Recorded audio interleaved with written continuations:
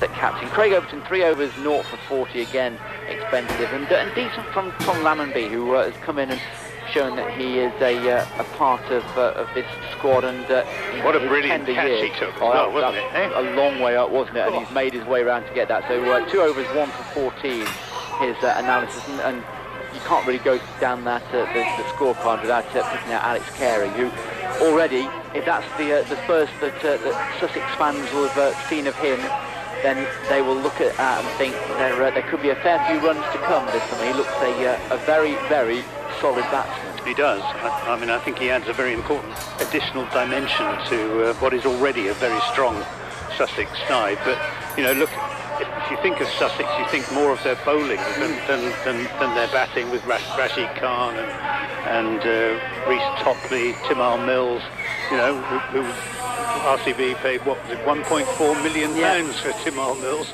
a couple of years ago for the IPL.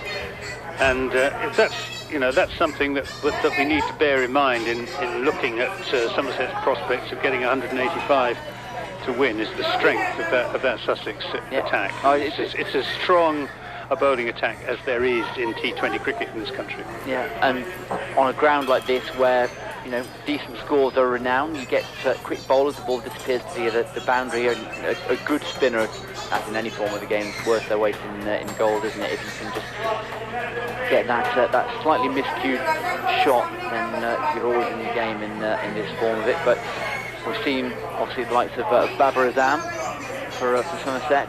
He's impressed in the World Cup and has seemingly carried on since arriving here in the T20. Tom Banton's season just goes from good to better to more amazing sort of week by week, it seems, in terms of his ability to come in and impact the game at such a tender age.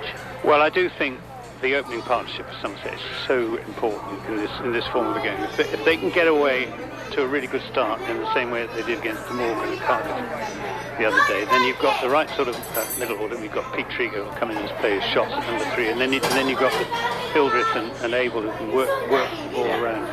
Somerset's problems come if they lose 2 early wickets, if they lose Babar and Banton. So that you've got Pete Trigger and one of James Hildreth or Tom Abel in there. It's difficult for them to accelerate through the middle overs in the way that you need to very often if you haven't got an explosive start. So, but it'll be interesting to see how Babar Azam goes.